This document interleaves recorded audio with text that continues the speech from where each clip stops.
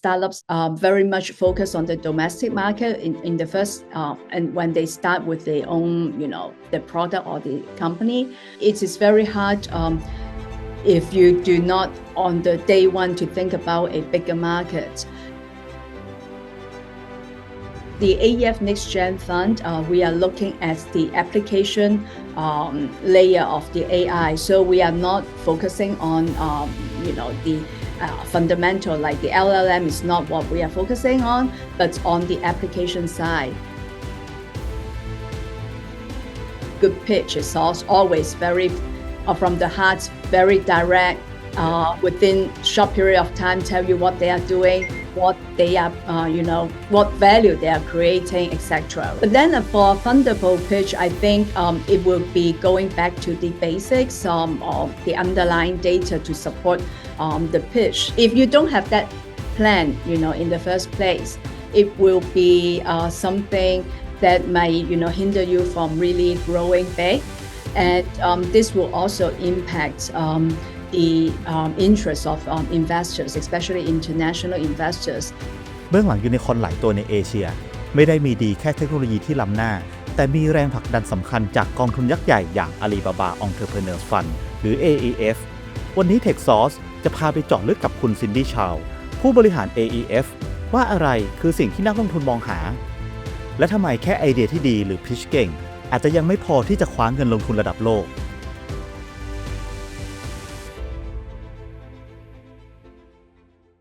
So I guess I have to give a bigger picture of what AEF is doing. Mm-hmm. So AEF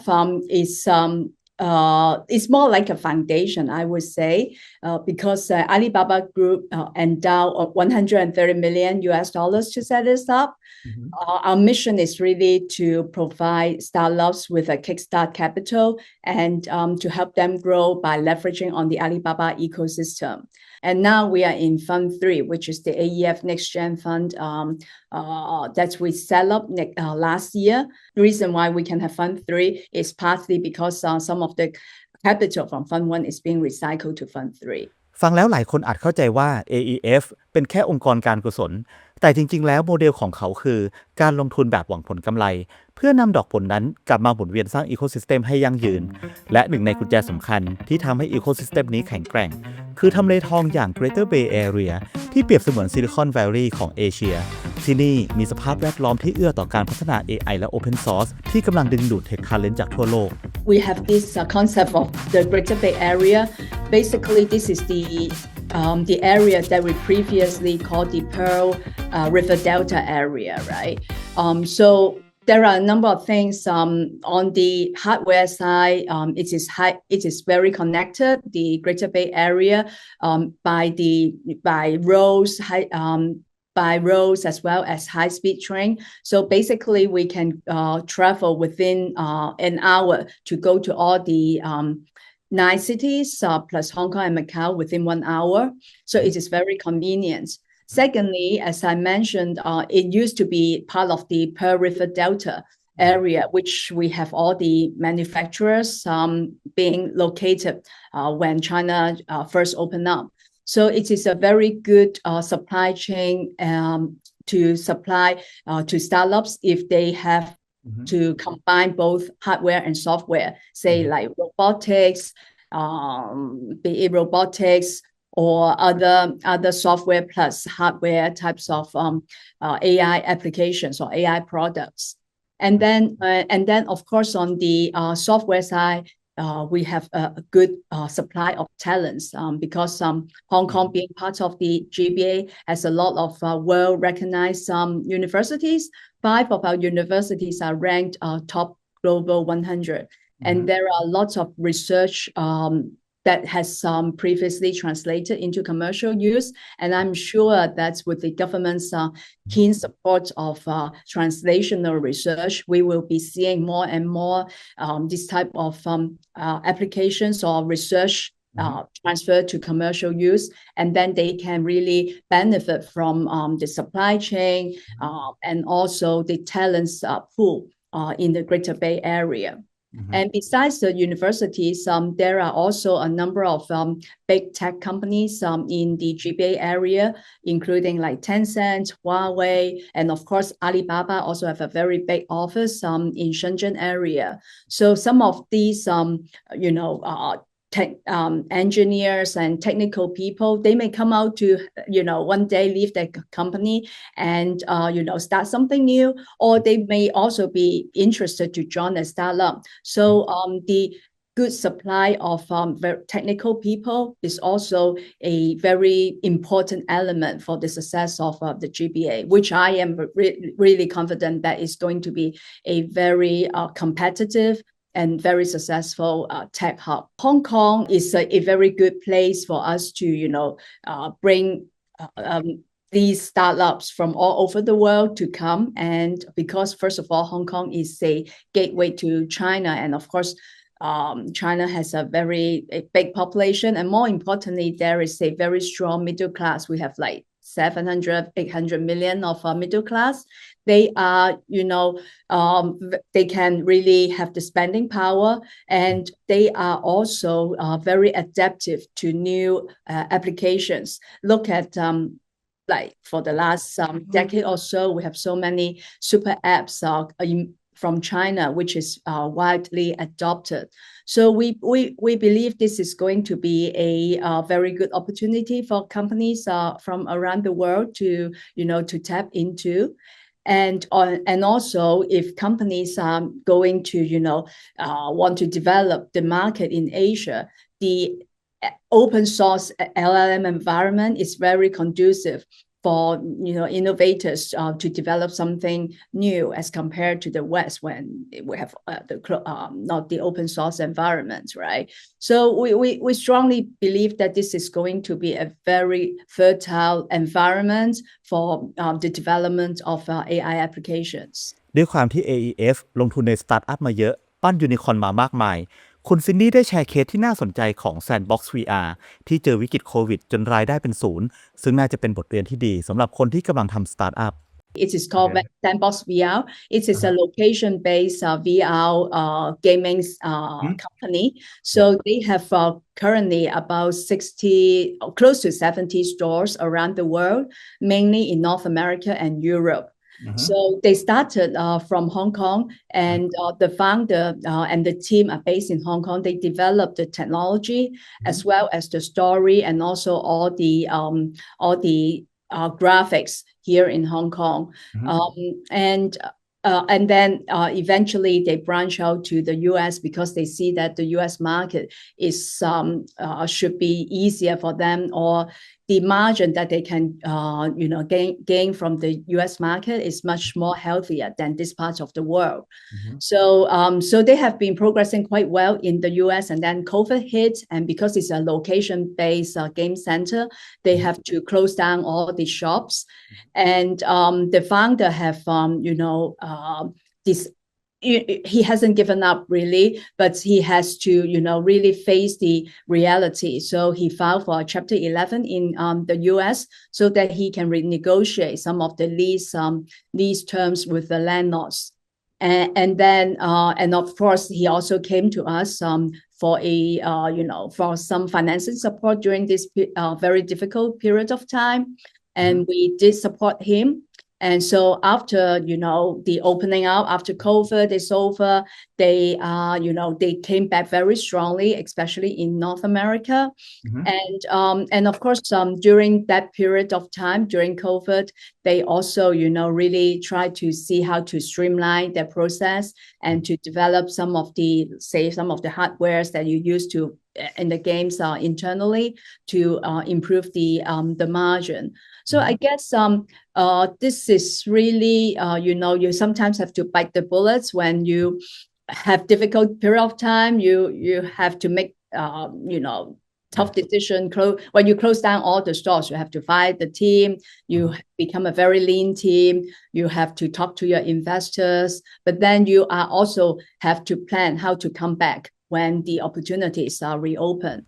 จากรายได้เป็นศูนย์กลับมายืนได้แข็งแกร่งกว่าเดิมความรีซิเลียนต์แบบนี้คือสิ่งที่นักลงทุนมองหาแล้วถ้าอยากได้เงินลงทุนบ้างต้องทำยังไง คุณซินดี้ให้เคล็ดลับว่าแค่ pitching เก่งๆบนเวทีมันยังไม่พอและสิ่งสำคัญกว่าคือ mindset I think all fundable pitch has to be a good pitch because if the founder can really, tell the story within a very short period of time, it tells me that the founder, first of all, really believe in what he or she is doing. And that what the founder is doing is really providing a value that's he or she is really familiar with. That means he is really from the heart. Usually a good pitch is also always very from the heart, very direct, within short period of time, tell you what they are doing, what they are, what value they are creating, etc. Right? But then for a fundable pitch, I think it will be going back to the basics or the underlying data to support the pitch. Say, for example, the unit economics, the lifetime value of a customer, and whether the product has a product market fit, if it is already having a product in the market, right? So at the end of the day, I guess a good pitch is a must, right? You can then attract the attention of the VC, but then of course, when we dig down whether to decide whether it is a fundable project, we have to do a lot of detailed analysis on the metrics, underlying metrics of the company. In Thailand, I would say, of course, your country has a much bigger, geographic area as well as population. But I guess from my interactions previously when I was like in various tech events and also gatherings with Thai founders, I found that a very similar case to Hong Kong founders previously is they are very much focused on the domestic market in the first, and when they start with their own, the product or the company, it is very hard if you do not on the day one to think about a bigger market. So because that may need you to pivot a bit of the business model, but if you have already, gone for a certain period of time and then you pivot to international, if you don't have that plan, in the first place, it will be something that may, hinder you from really growing big. And this will also impact the interest of investors, especially international investors, because the thing is they will think, just like for Hong Kong founders, they always being asked by international investors, why do I have to invest in you if you're only focusing in Hong Kong? I'm sure that Thai founders will also find similar questions from international investors. So unless you think more globally on a bigger market, it's very hard to attract bigger checks, right? Yes. And then it's a catch-22 because if you don't have a bigger check, it's very hard for you to expand as well. So I guess first of all, on day one, you already have this mindset of tackling a bigger market, and this will also mean that your product should be, should have a product market fit no matter where you go to. So when you design the product, then you have this at the back of your mind. And for investors investing into Thai startups ecosystem, I guess the key thing in addition to only concentrating on domestic market is the exit. How you can really exit from our investments in Thailand. คิดใหญ่ตั้งแต่วันแรกคือทางรอดของสตาร์ทอัพในยุคนี้แล้วถ้ามองไปข้างหน้าในวันที่ AI และ HealthTech กำลังมาแรง AEF มองเห็นโอกาสอะไรและนักลงทุนสายนี้ต้องรู้อะไรบ้าง HealthTech sector is very broad. It ranges from like more application level, like in the case of Prenetics, when they first started with DNA testing, to more prescriptive, like we have a company called Biomed, which is doing the probiotics, more customized probiotics prescription, and also more basic research. Like we have a company doing HIV injections, and also we also have gene editing research companies.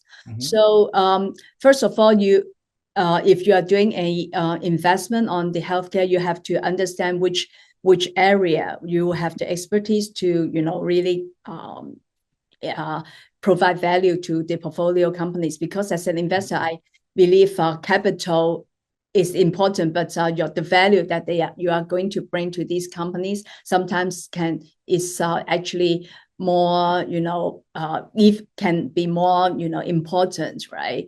And then of course it's how patient the investor is, because most of the time these healthcare companies by the time you have to exit it, you may have to really wait for a much longer period than other sectors for most of the time. And then for very basic research, it is can be very binary, so it can either be 1000x or nothing, right?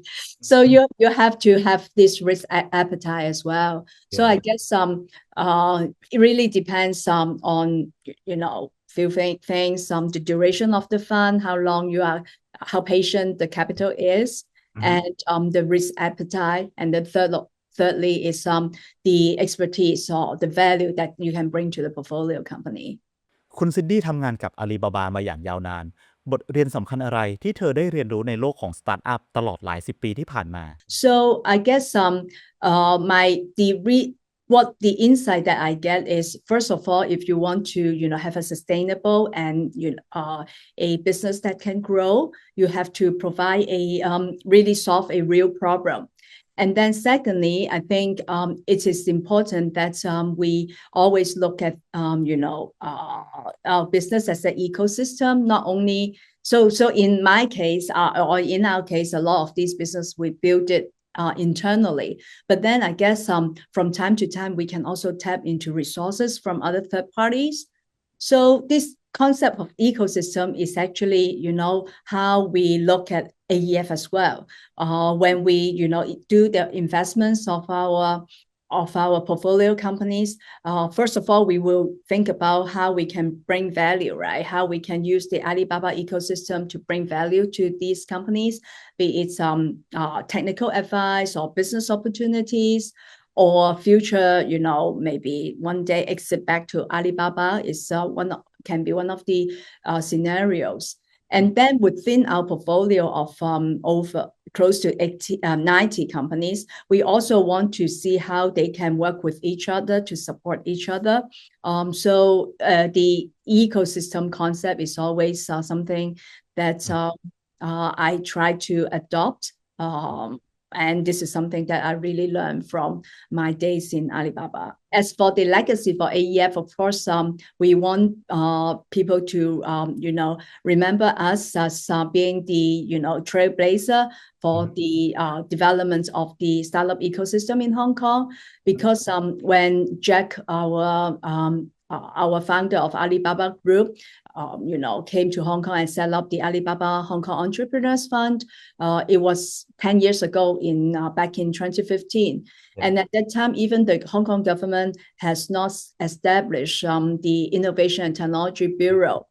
It was not until the end of 2015 that this bureau was set up. And this bureau, of course, for the last 10 years have also done a lot to groom the ecosystem in Hong Kong. We have an incubation program called the Hong Kong AI Lab, which we started in 2018 together with the Hong Kong Science Park. So this is the first privately run incubation program in Hong Kong.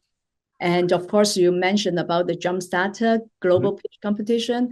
This is also the first key global pitch competition from Hong Kong, and we are now in our 8th edition already. So I think there are really a lot of initiatives that prove that we are the trailblazer. And we hope that people will remember us. But of course, we also would like to, be able to continue to support more startups going forward. when we exit our previous investments.